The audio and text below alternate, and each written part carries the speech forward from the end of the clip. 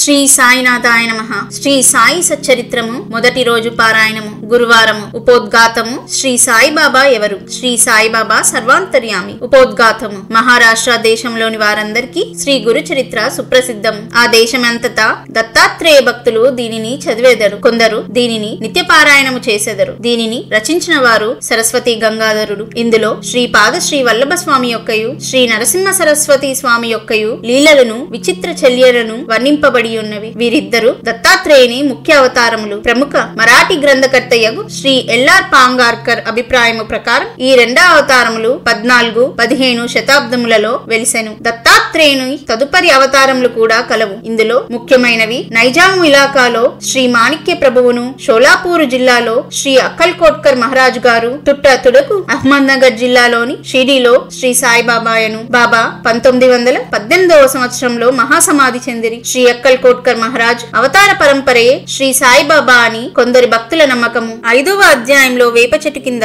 పాదుకలు ప్రతిష్ఠించిన కథయు, 26వ అధ్యాయంలో చెప్పబడిన హరిశ్చంద్ర పితలే అనుభవంను ఈ నమ్మకంను దృఢపరచుచున్నవి. పైన వివరించిన 2 అవతారముల విచిత్ర లీలలను శ్రీ గురు చరిత్రమను గ్రంథమందు 53 అధ్యాయములలో సరస్వతి గంగాధరుడు ఎట్లు వర్ణించను ఇటులని శ్రీ గోవింద రఘునాథ్ ఊరఫ్ అన్నా సాహెబ్ దాబోల్కర్ హేమాట్ పంటు అనువారు శ్రీ సాయి లీలలను 53 అధ్యాయములలో శ్రీ సాయి సచ్చరిత్రమను గ్రంథమున వర్ణించి ఉన్నారు. కనుక ఈ శ్రీ సాయి సచ్చరిత్రము ఈనాటి గురు చరిత్ర అని చెప్పవచ్చును. పై చరిత్రల గూర్చి ఈ దిగువ అంశంలా గమనార్హములు. శ్రీ గురు చరిత్రను రాసిన వారు కన్నడం వారు కాబట్టి వారికి మరాఠీ భాష బాగుగా తెలియకుండెను. అయినప్పటికీ వారి ఇష్ట దైవం యొక్క ఆశీర్వాదము వల్ల మరాఠీ భాష బాగుగా తెలియకుండెను. అయినప్పటికీ వారి ఇష్ట దైవము యొక్క ఆశీర్వాదము వల్ల మరాఠీ భాషలో ప్రసిద్ధికెక్కిన గొప్ప గ్రంథమును వారు రాయగలిగిరి. శ్రీ సాయి సచ్చరిత్రము యొక్క గ్రంథకర్త సుప్రసిద్ధి మరాఠీ వారు మహారాష్ట్ర దేశంలోని అనేక యోగుల చరిత్రలను చదివి ఉన్నారు. ప్రసిద్ధి చెందిన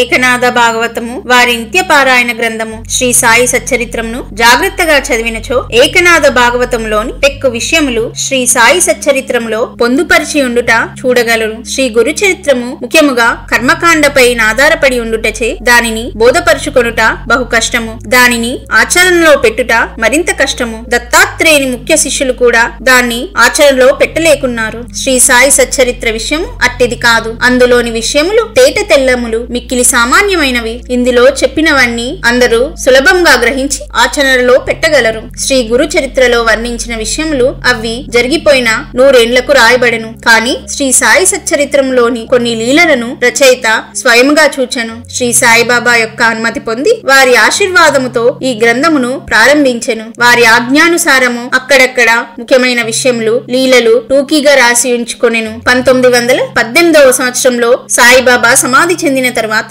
శ్రీ సాయి లీల మాసపత్రికలో శ్రీ సాయి చరిత్రమును కొంచెం కొంచెంగా ప్రకటించెను. శ్రీ సాయి సచ్చరిత్రం ఈ విధంగా 1923 నుండి 1929 వరకు శ్రీ సాయి లీలలో ధారావాహికంగా ప్రచురింపబడి 1930లో పూర్తి గ్రంథ రూపముగా ముద్రింపబడినది. కనుక శ్రీ సాయి సచ్చరిత్రం అను ప్రస్తుత గ్రంథము అధికారికమైనది. షిరిడీలో శ్రీ సాయిబాబా సశీరులుగా ఉండగా దర్శించుకొను భాగ్యము లభించని సాయి భక్తులకు ఈ గ్రంథము నిజముగా ఒక వరము. శ్రీ సాయి సచ్చరిత్రమును అన్నా సాహెబ్ దాబోల్కర్ కూర్చెను. కాని ప్రతి అధ్యాయము చివరను శ్రీ సాయి ప్రేరేపణచే హేమాట్ పంటుచే రాయబడినట్లున్నది. కావున ఈ హేమాట్ పంటు ఎవరని పాఠకులు అడగవచ్చును. అన్నా సాహెబ్ దాబోల్కర్ మొట్టమొదటిసారి శ్రీ సాయిబాబాను సందర్శించినప్పుడు వారి బిరుదును దాబోల్కర్ కు కరుణించిరి. ఎప్పుడు ఏ సందర్భములో ఈ బిరుదిని అతనికి నొసంగిరో అను విషయము 2వ అధ్యాయంలో రచయిత చెప్పి ఉన్నారు. అన్నా సాహెబ్ జీవిత చరిత్ర ఈ దిగువ క్లుప్తంగా చెప్పబడినది. గ్రంథ రచయిత దాబోల్కర్ 1859వ సంవత్సరంలో ఠానా జిల్లాలోని కేల్వే మాహిమనందు ఒక పేద ఆర్యగౌడ బ్రాహ్మణ కుటుంబంలో జన్మించిరి. వారి తాత తండ్రులు దైవభక్తి కలవారు. దాబోల్కర్ తమ ప్రాథమిక విద్యను స్వగ్రామమందే పూర్తి చేసి పూనాలో 5వ స్టాండర్డ్ వరకు ఆంగ్ల విద్యను అభ్యసించిరి. కుటుంబ ఆర్థిక పరిస్థితులు అంత బాగా నుండకుండుటచే వారు పై క్లాసులు చదువుతా మానుకొనిరి. అప్పట్లోనున్న సర్కారు నౌకరీ పరీక్షల్లో నుతీనులై తన ఊరిలోనే బడిపంతులు ఉద్యోగంలో ప్రవేశించిరి. ఆ సమయమందు కులాబా జిల్లాలో మామల్తాదారుగా నున్న సాబాజీ చింతామణి చిట్నీస్ అనువారు వీరి సచ్చీలతను, బుద్ధి కుశలతను, సేవా నిరతిని చూచి మెచ్చుకొని తలాటీయను గ్రామోద్యోగిగా నియమించిరి. తర్వాత ఇంగ్లీషు గుమస్తాగా వేసిరి. పిమ్మట మామల్తాదారు కచేరీలో హెడ్ గుమాస్తాగా నియమించిరి. కొంతకాలము జరిగిన పిమ్మట అటవీశాఖ ఉద్యోగిగా నుంచిరి. కొన్నాళ్లకు కరువు సంబంధపు పనులందు ప్రత్యేక ఉద్యోగిగా గుజరాత్ లోని బ్రోచ్ లో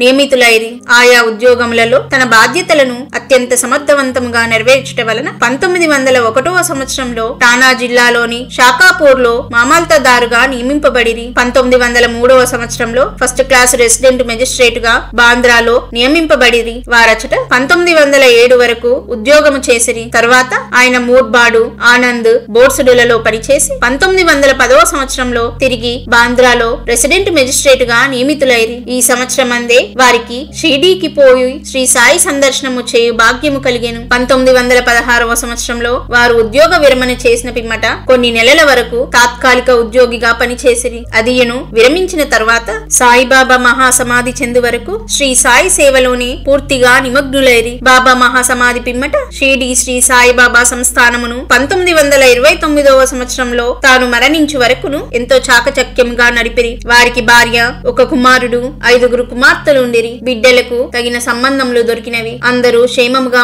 ఉన్నారు. శ్రీ సాయిబాబా ఎవరు, సాయిబాబా ఎవరు అను ప్రశ్నకు 3 విధములుగా సమాధానము చెప్పవచ్చును. దీర్ఘాలోచన చేయకయే విషయములు గూర్చి గాని మనుష్యులను గూర్చి గాని అభిప్రాయము చెప్పు అభ్యాసము గలవారు సాయిబాబాను ఒక పిచ్చి పకీరనియు, వారు షిరిడీలో శిథిలమై పాడుబడిన మసీదులో అనేక సంవత్సరములు నివసించురనియు, ఇష్టము వచ్చినట్లుగా మాట్లాడుచు తమను దర్శింపవచ్చిన వారి నుండి దక్షిణ రూపంగా ధనము వసూలు చేయుచుండురనియు చెప్పుదురు. ఈ అభిప్రాయము తప్పు. ఆర్ఏ తార్కట్ గారి స్నేహితుడు ఒకసారి బాబా దర్శనానంతరము బాబా వద్ద సెలవు పుచ్చుకొని బొంబాయి తిరుగుపోవునప్పుడు కంటతడి పెట్టుకొనెను. అతనితో బాబా ఇట్లనెను, పిచ్చివాని వలె ప్రవర్తించుచున్నావేమి? నేను బొంబాయిలో మాత్రము నీతో లేనా?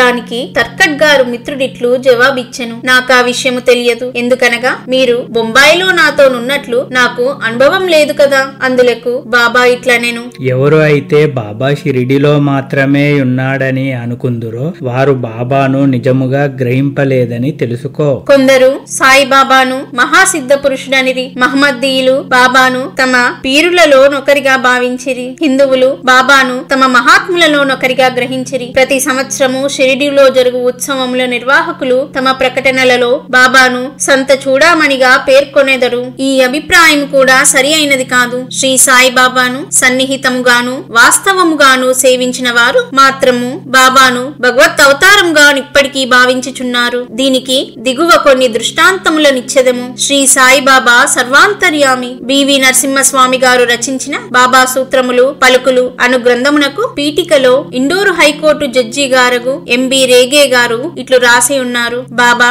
సశీరులుగా ఉన్నప్పుడు వారొక రూపుదాల్చిన భగవత్ స్వరూపముగా తమ భక్తులకు బాసిల్లుతూ తమ లీలా ప్రబోధాల ద్వారా సాధకుల మార్గమును ప్రకాశింపచేయుచుండేడివారు. వారి నశ్వరమైన దేహము మాయమైపోయినది కాని దానిలో అప్పుడుండిన బాబా మాత్రం ఇప్పటికీ అనంత శక్తి వలె నిలిచి వారు సమాధి చెందక ముందు భక్తులకు తోడ్పడినట్లే ఇప్పటికిని వారిని ఆశ్రయించు అసంఖ్య భక్తులకు నిశ్శబ్దముగా సహాయపడుచున్నారు. శ్రీ బివి నరసింహస్వామి గారు రచించిన భక్తుల అనుభవములు అను పుస్తకములోని మొదటి పేజీలో ఉత్తర భారతదేశంలో నున్న ఒక హైకోర్టు జడ్జి గారు ఇట్లు రాసి ఉన్నారు. నేను సాయిబాబాను సృష్టి స్థితి లయకారకుడుగా భావించెదను. 1918వ సంవత్సరంలో వారు సమాధి చెందక ముందు నేనట్లు భావించి తిని ఇప్పటికీ నేనిట్లే భావించుచున్నాను. నాకు మాత్రము వారు సమాధి చెందినట్లు లేదు. నా దృష్టిలో వారు అన్ని పరిమితులకు అతీతులు. వారు మా మధ్య ఉన్నప్పుడు వారి మానవ శరీరము మా కనుల ముందు సంచరించుచుండెను. ఒక్కొక్కప్పుడది మా దృష్టిని విశేషంగా ఆకర్షించేది. కాని ఎక్కువ భాగము మా ఎరుకలో నిలిచినది మాత్రము వారి అనంత తత్వమే.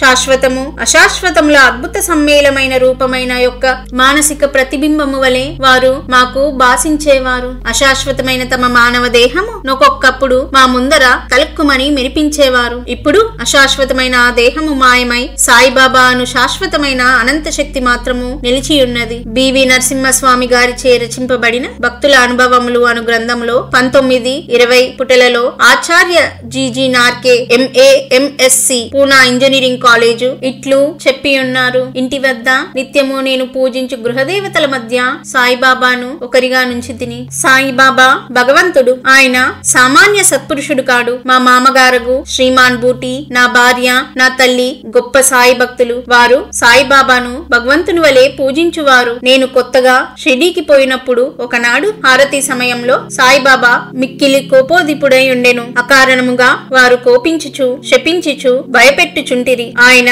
పిచ్చివాడాయేమను సంశయము నా మనసులో మెదిలెను. మామూలుగానే హారతి పూర్తాయెను. ఆనాటి సాయంకాలము నేను బాబా పాదములను ఒత్తుచుంటిని. అప్పుడు బాబా ప్రేమగా నా తలను నిమురుచు నేను పిచ్చివాడను కాను అనెను. ఎంత ఆశ్చర్యము! నా హృదయగత భావమును గ్రహించుచున్నారు. వారికి తెలియకుండా మనము ఏ రహస్యములను దాచజాలము. వారు అంతర్యామి, నా ఆత్మ యొక్క అంతర్యామి. వారి అంతర్యామిత్వమును గూర్చి నాకు అనేక నిదర్శనములు కలిగెను. వారు నాతో మాట్లాడినప్పుడు నా హృదయంలో కూర్చుండి మాట్లాడు వాని వలె మాట్లాడువారు. నా హృదయంలో గల ఆలోచనలను కోరికలను గ్రహించుచుండేడివారు. వారు నాలోనున్న భగవంతుడు. వారే భగవంతుడని నిశ్చయించుటలో నాకెట్టి సంకోచము లేకుండెను. ఒక్కొక్కప్పుడు వారిని నేను పరీక్షించుచుంటిని. ప్రతి పరీక్షలో వారు సర్వజ్ఞులనియు వారి ఇచ్ఛానుసారము సర్వమును నడిపించెదరనియు ఒక నమ్మకము కలుగుచుండెను. రావ్ బహదూర్ ఎండబ్ల్యూ ప్రధాన్ రాసిన షిరిడి సాయిబాబా అను గ్రంథమునకు ఉపోద్ఘాతములో